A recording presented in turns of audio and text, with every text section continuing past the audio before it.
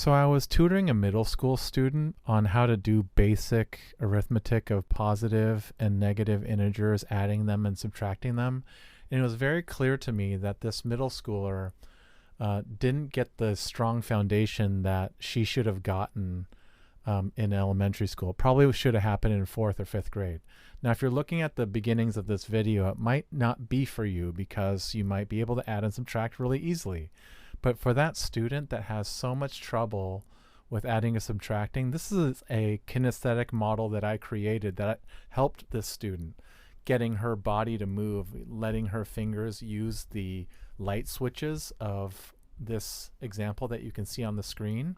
If you're one of those students, please watch on, or if maybe you're a parent looking for a way to help your student understand this stuff a little bit better, get 2 light switches. You can go to Home Depot and grab them for 2 for under $1.50.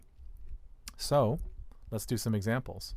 So let's take a look at this 5 plus -3 here. The first number is 5, so I'm just going to keep it upward. And the second number, because it's a -3, I'm going to flick it downward. Now, if the switches are ever in opposing directions, it will always be a subtraction problem. So you can think of it as like, well, what's 5 minus 3? I think that one's pretty simple. It is 2, and most students will get that. But the positive or negative of the answer always depends on, well, which one of those is bigger? Is the positive 5 bigger, or is the -3 bigger in terms of its size? So 5 is bigger than 3, so it's going to stick with the upward pointer, so it's going to be a +2. Let's take a look at number 2 here, 5 minus a -3. So my first switch is a 5, so I'm going to toggle it up. And then take a look for the second number. I've got a minus, so I'm going to toggle down. And then I have a -3, another negative sign, so I'm going to toggle it back up.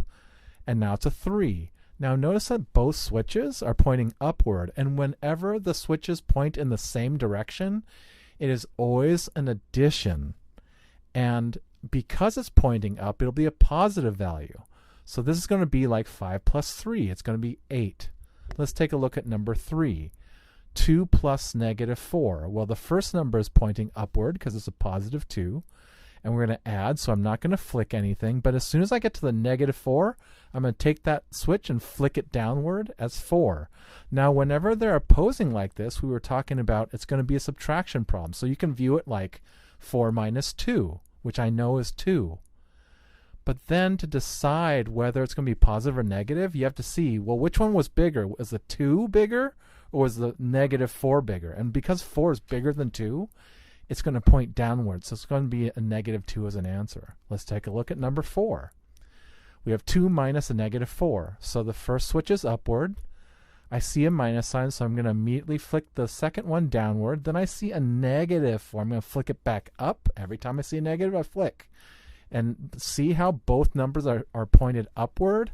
So this is an addition problem. 2 plus 4 is 6. And because it's pointing upward, it's +6.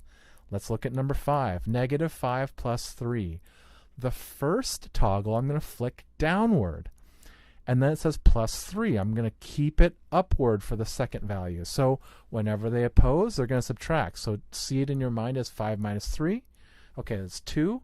Now, is it going to be positive or negative? Because the -5, the 5 value, is bigger than 3, the negative is going to win. So this is a -2. Let's take a look at number 6.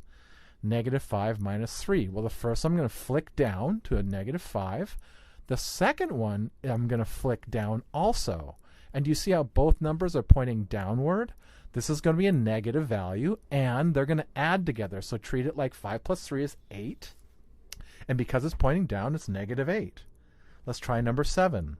-3 plus 6. The first value flicks downward. The second value of 6 flicks upward.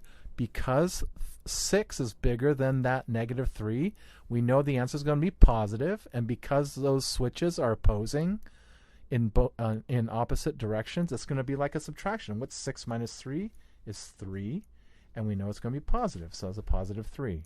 Let's take a look at number 8. -3 minus 6. Well, the first one flicks downward as a -3.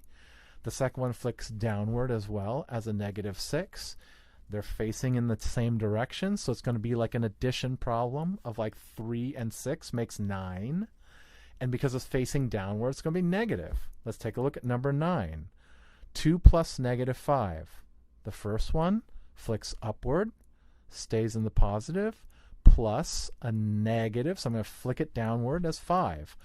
Notice that the toggles or the switches are facing in opposing directions, so it's a subtraction problem. What's 5 minus 2 is 3. Which one's bigger? The negative is winning on that one, so it's going to be a -3. So what I do is I just take any PDF. You can go onto Google and just type in adding, subtracting, positive, negative numbers PDF and find something and start trying. There's always solutions out there so that you can test this idea. And I really do think the more that a student moves their fingers, moves their body, the better the memory, and they're going to get this a lot faster than, like, say, from a number line or on a 2D piece of paper. So have them play. Hopefully that helps.